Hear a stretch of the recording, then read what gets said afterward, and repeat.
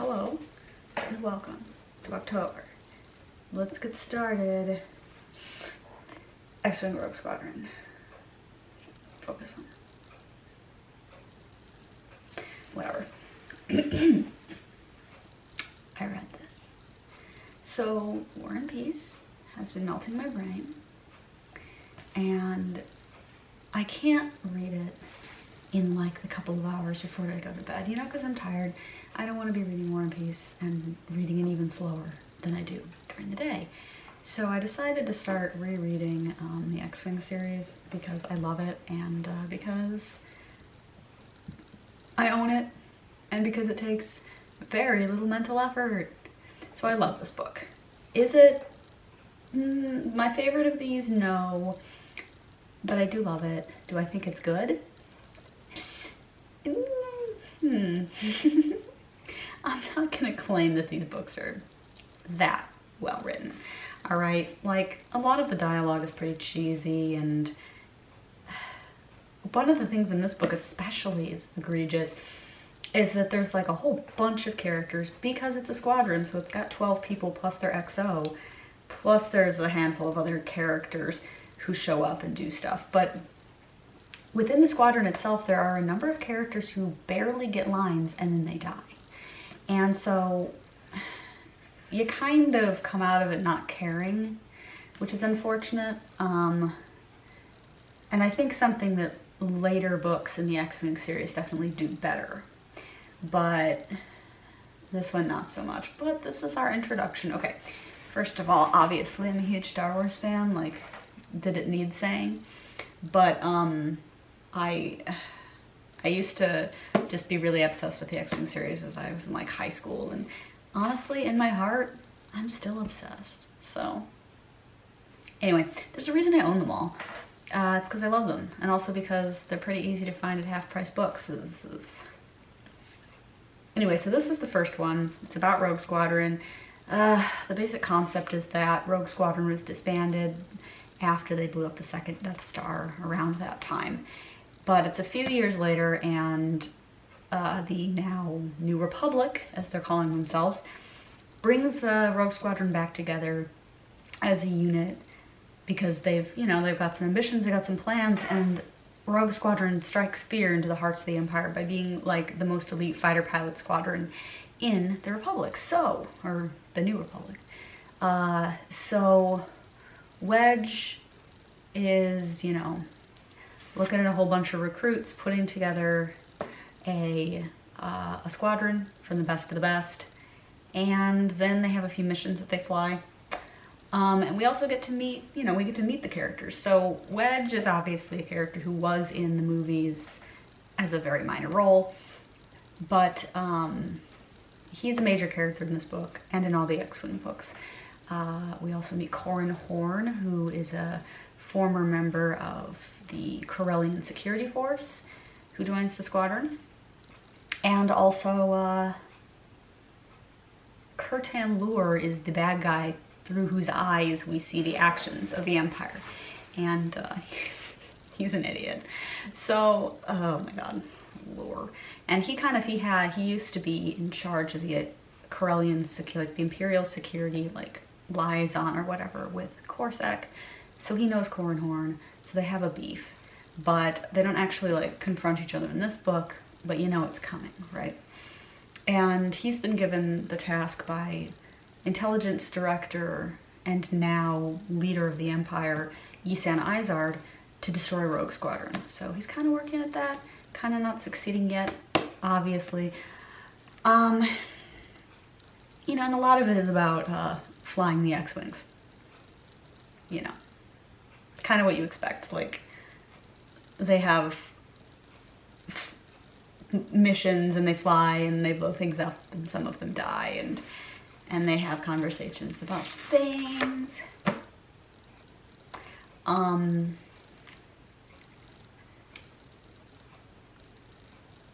don't know what else to say about this, because I'm not necessarily saying, God, it's a very Star Wars nerd thing, right? Like, if you're not a Star Wars nerd, I don't know why you would read these books. There'd be kind of no point. Unless you really like military sci-fi, but it's not like that high quality, okay? It's really not. Now, I love this series. I mean, I'll say it's not like it's bad. I feel like I'm selling it short. It isn't bad, it's just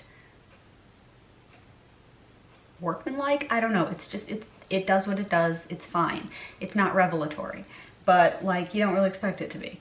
But I mean, I did one thing that I think is fun in this book though. Because the series, well, how do I explain this? The series is, the first 4 books are all about Rogue Squadron and are all written by, what's his name? Michael Stackpole.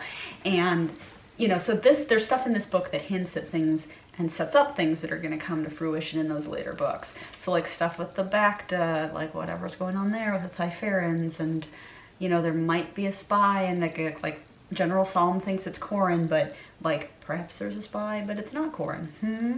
And stuff with Mirax and Corrin. Can we shout out Mirax for a second? I love her so much. And I forgot Iella wasn't in this. Like, I was actively sad when I realized that Iella's not in this book because I love her. But I think she's in the second one, hopefully. I require more Iella content. Lots of nonsense, honestly. But yeah, little things that get set up, and that I enjoy the payoff. I've been especially kind of looking for hints of Corrin's, I'm going to spoil it because no one gives a shit, right? Corrin finds out later, realizes later in the series that he's descended from a Jedi. His grandfather was a Jedi. And like, it's less of a special snowflake thing because this book is from the 90s, and that was before the prequels came out, and informed us that Jedi generally don't have families. So, you know, understandably, I think people in the Star Wars fandom and the writers of Star Wars books would have thought the Jedi did sometimes have children because, you know, the main character of the original trilogy is the son of a Jedi. So, you know, you think like maybe that's just the thing they do. But it's something Corrin doesn't know because it was hidden at the time of kind of the Jedi Purge that they were all very vague about, but like, he doesn't know that this man was his grandfather, but he realizes it later that he also has a little bit of force powers and stuff. So that's cool, but I was looking for hints of it, and yeah, they're there. Like, there's moments where you're like, my guy, and where he kind of, you know, has like a spidey sense about things, for example, or like, or where he's kind of like some of the way he'll talk about flying. So anyway, love that for us. I really like Corrin. You know, for what he is, I like him.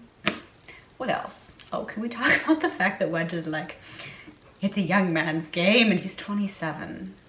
He's 27. I'm like losing my mind reading this. It's so funny to me. Wedge is like, I'm so old for a fighter pilot because he's 27. But anyway, and the other characters, like, we don't know how old they are, but he and Tycho are having this conversation about how he feels like, well, he feels a lot older than them just because he fought during the rebellion and all of them joined afterwards.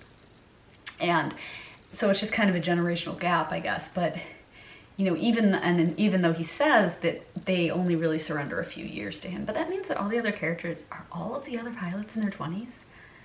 Besides Gavin, who is literally 16. Because, like, when did they have time? I mean, most of them, it makes sense, but like, Noir Aven is a fucking lawyer. When did he have time? He really needs to be older than that. And Corrin was in Corsac and has these stories from when he was in Corsac. He has all this stuff about, like, the death of his father. And I'm like, when did he have time to do this? He is a youth? If he is a youth, when did he have time to do this? But anyway, like, it's like, yes, his long career in Corsac? How long could that have been? 5 years? I don't know. It doesn't matter. But like, perhaps some math needed to happen in the heads of the person who wrote this, Mr. Stackpole. Okay, I really like this book though. I've talked about it for far too long, but you know, it's fine. And I'm definitely gonna just immediately read the next one because that's where my head's at.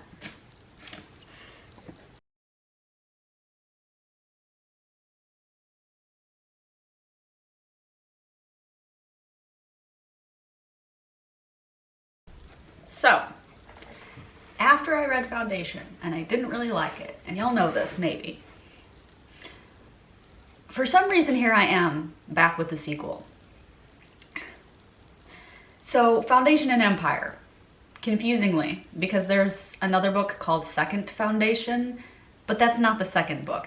And in a sense, this is only the second book if you read them chronologically from when they were published, which is what I'm doing. Because the other way you could do it is read them in the order in which, like, they're set, because there are prelude books and stuff. But I'm doing them in publication order because that just makes more sense to me. Okay. I liked this one a lot more. Sure, like, I complained about Foundation. Didn't really like it. Well, Foundation and Empire is better. Isaac took my notes. Why do I keep... Anyway. Back in the 50s, the man listened to me. Okay. So again, it's a little weird. It's split into two parts. They're set about 100 years apart. We're still doing this. But I still liked it a lot more. And I think a lot of it was that instead of focusing on these men who were in charge and who would just be like, you know what? It's all gonna be fine. And then it was all fine. And then they were like, I knew exactly what to do because Harry Seldon. In this book, we actually saw some people make mistakes. We actually were from the perspective of people who weren't like just sitting back and letting stuff happen. And that really improved things. There was also a female character. I know, fucking groundbreaking, right? All right. Asimov doesn't write the best female characters, but like, they're okay sometimes. They're not all bad. And I liked this one. Her name is Beta. And she was the kind of the main character of the second part of the book. I mean, there were a lot of other people there too, but she was the character we most often got kind of her perspective on things. And that was nice. She wasn't like fascinating in any way, but she also wasn't weirdly horrifying in any way. So I liked her.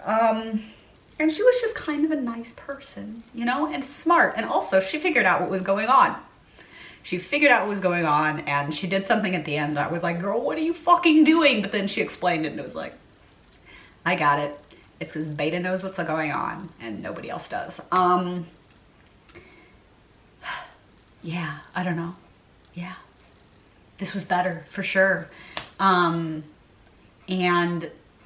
yes, I'm going to continue reading the series. Unfortunately, I can't get the next one on audio, or really any of the other ones on audiobook via Libby, so might be a little longer before I read the third book, Second Foundation, which I'm looking forward to it though. I'm curious because one of the things in this book is the question of what is the Second Foundation getting up to, because Foundation itself, the first Foundation, the one that we've been talking about this whole time, is not the only Foundation that Harry Seldon started back in the day. But we don't know anything about the other one. And one of the characters in this one actually does a whole bunch of research and finds like there's just no information to be had. So he makes some assumptions and some conjectures about what this must be. But we are crucially not given his guess on where it might be, for reasons I don't want to get into because they're very spoilery, but you know, yeah. So I'm curious. I'm definitely curious, like what have they been up to this whole time? Because they're kind of, whatever they've been doing, if it's had any effect on kind of the galactic scale, the other people are not aware of it. So maybe it has had no effect, or maybe they're very sneaky. So I guess we'll find out. There's like this TV show now, right? Foundation. And I don't know if I'm going to watch it, but maybe eventually, depending on what I hear about it. But like, I'm still unsure as to how you make a TV show out of this. Like, what do you do, right? But I do think that there's more potential in this book for an interesting storyline because, again, it's not just people knowing exactly what to do and it all working out. So we'll get to the next one hopefully at some point.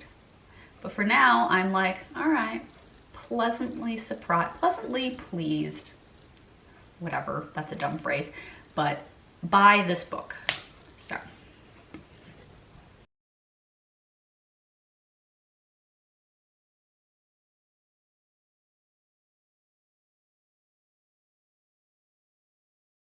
Hello, hello. Well, it took me, what's the math? Oh my god. Like 44 days or something. But I finished it. War and Peace by Leo Tolstoy.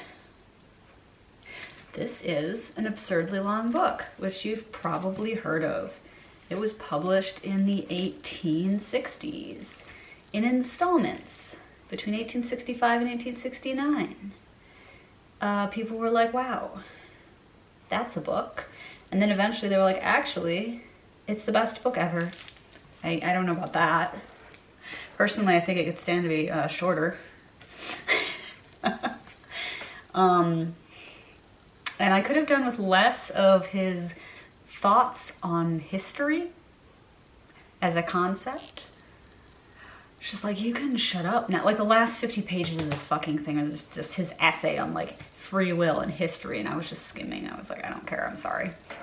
But the actual story, so it's an epic. Okay, so it's set starting in 1805 until 1813, thereabouts.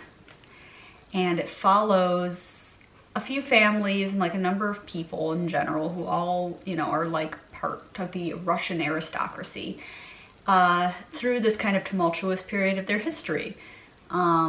Because there was like a war with Napoleon that involved the Russian army fighting alongside, I think, the Austrians, like in Austria and Germany and Prussia and like that area.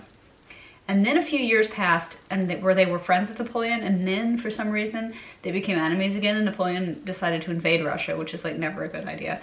And that was just a whole ass thing. Like, it was wild because he goes into so much detail, and it's just like the French take over, like actually succeed in taking over Moscow, and then they just hang out there for like a month, and then they just fucking leave. It's like all very odd. But anyway, the actual story though, the interesting stuff, the stuff that wasn't just like, anyway, here's another fucking essay on history and Napoleon. I did enjoy how much time he spent like dragging Napoleon, but you know, still. I was mostly here for the actual characters, of whom there are a number. And it's mostly, you know, it's about their lives over this period, from whatever they're doing at the front for the ones who are in the war, and then what everybody's doing back home, which is largely like having soirees, talking a lot, getting engaged, and having a lot of emotions, like so many emotions. And it's pretty wild. It's pretty wild. And it's such a long book that if you start up thinking, okay, what pairing is Endgame? Like, are you ever gonna guess it? I don't know. I mean, there aren't, like, there are a lot of characters, but there's a limited number of characters that you can imagine might end up together by the end. So like, maybe you could guess it, but it really goes through some iterations where it's like, oh, these two are in, like, maybe gonna get together. Ooh. It's kind of funny because when I started it, I was like, this is actually kind of a funny book. It felt to me like Jane Austen, but for dudes. Not really for dudes, but like, there was more dude stuff. Like, it was from the perspective of male characters more often. But there was still a lot of like social commentary and scenes where people are just like talking, and he has like a very wry way of describing the characters and kind of laying out like their flaws, like boom, there you go. And it's pretty funny. And it's so dramatic.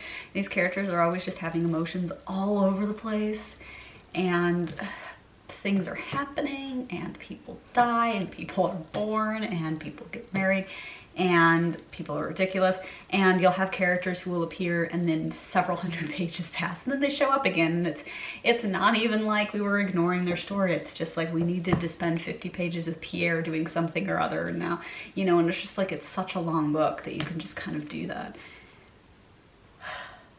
And yeah. Did I like it? That's a whole nother thing. No, I mean, I think I did, but I wasn't so much getting myself to read it because I don't know, like I was interested to know what would happen to the characters in the end. But also I feel like at any point I could have just given up and been like, you know what? You beat me, Tolstoy. It's too goddamn long. It is too goddamn long. I think I liked Anna Karenina better. And I read that some years ago, but obviously it's still a long book, but it's shorter. It's like 500 pages shorter. Like, what the fuck? But anyway, like truly, it is hard to conceive of the length of this book. This copy is 1,386 pages long. This is the longest book I've ever read for sure. You know, and I read long books, but, you know, it's because it's a classic too, and it's just very dense and really kind of these long sentences that are difficult to understand at times. So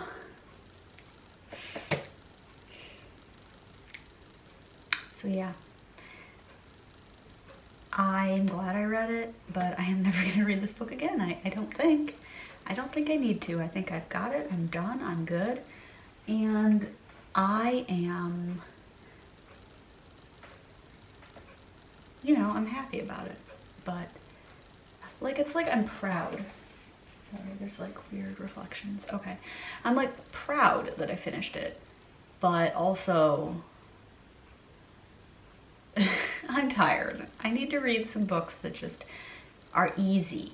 You know, let's read something that doesn't take me kind of having to sit down and regiment it, because I was like, listen, if I read this the same way I read other books, I am never gonna finish it.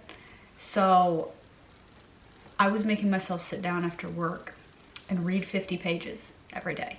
And I didn't always succeed, and I didn't always do it. And I would read less on the weekends usually. But like, I got through this bitch, okay? And I started it back in early September, and it is now the 21st of October. So yeah, it took me a long time, but like in a relative sense, did it though? Like, it could have taken me months. So anyway, I am done and I am proud, and next time I decide to challenge myself to read a classic, I am going to pick a shorter one.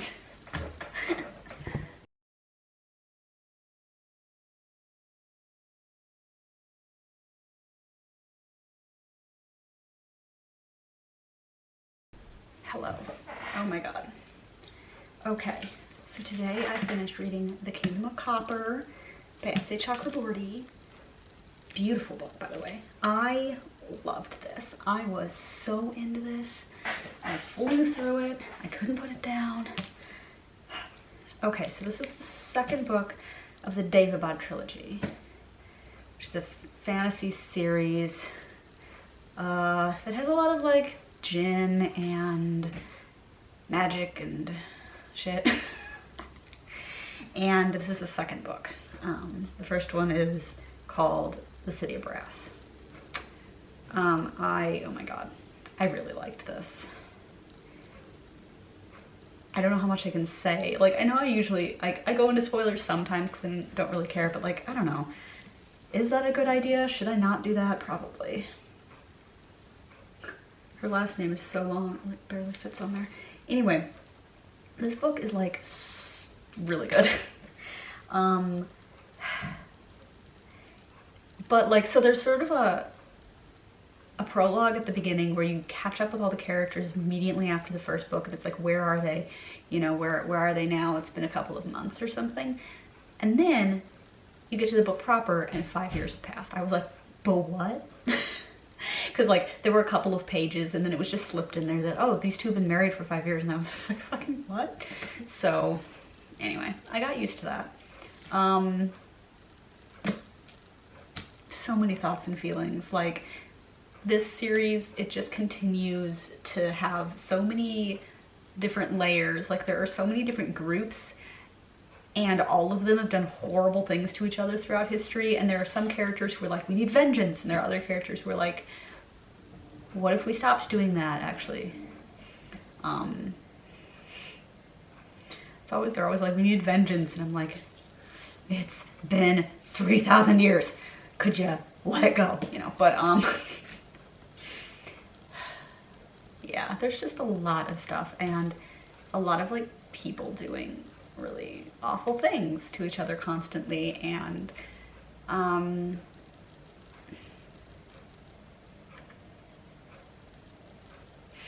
guy that I don't like, Dara. Okay, whatever, I'm gonna talk about spoilers a bit. So at the end of the first book, like, he died, like, legitimately died. And so Nari is like, oh, Dara's dead, and she's sad about it. But he gets brought back to life, unbeknownst to her, by her mother, who, unbeknownst to her, is alive. So, like, it takes the whole book here for them to come back together again towards pretty much right at the end. And find out, holy shit, you know, not only have people been lying to me about X, Y, and Z, they've also been lying to me about my mother being dead and all this other stuff. So poor Nari, can't trust anyone really, except Ollie. Do I ship it? Yes.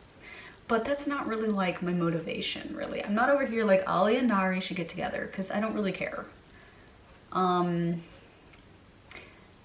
I just want them to get along, and I want them to probably save Daevabad from everybody constantly warring against each other for vengeance. I mean, I guess that's what I want.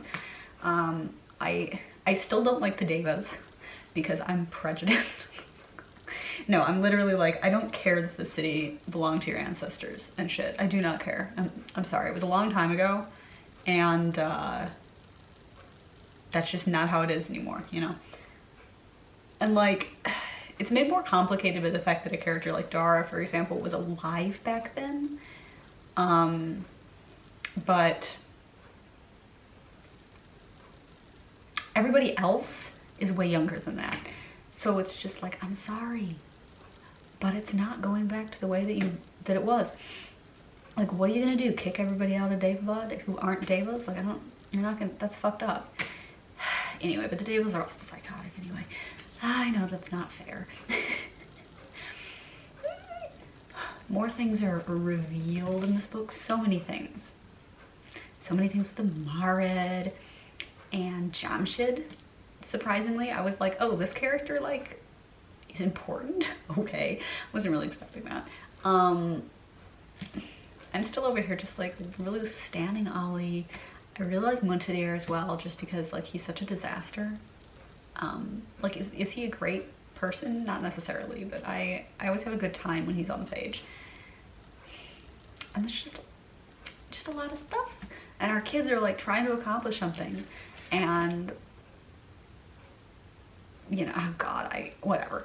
The point is that I really, really liked this book, and I don't want to wait very long before reading the third one. I just want to get in there. The ending of this book was insane. It was just like a whole bunch of stuff happened really quickly, and then it was like, oh shit, like, what's the explanation? I don't know, but we'll find out because I gotta read Empire of Gold soon. Also, can I just say, I really love the titles in this series. I think, like, she did an amazing job titling them, because, like, there's no way you could put those titles in another order, you know what I mean? Like, because it's City of Brass, Kingdom of Copper, Empire of Gold, right? So, like, it keeps getting bigger from City, Kingdom, Empire, and then the metal that it's paired with keeps getting more, like, ornate, I guess, like more, probably shiny and expensive. I don't really know things, but I'm pretty sure it would go brass, copper, and then gold if you were ranking those. So, like, it's masterful. I don't actually know what this cover, like, what this title refers to, though. I mean, I guess the Kingdom of Copper must be Devastani or whatever the fuck it's called. Like, okay, because Daevabad is a city, but it's in the Devas, like, oh God, where did it go? Where is my map? Send aid. Yeah, Devastana. It's in Devastana, so is that the Kingdom of Copper? That's not really something that's clear, I think. That or the Kingdom of Copper somehow refers to the Gaziri people because they have copper, like, I don't know, whatever. Someone explain this to me.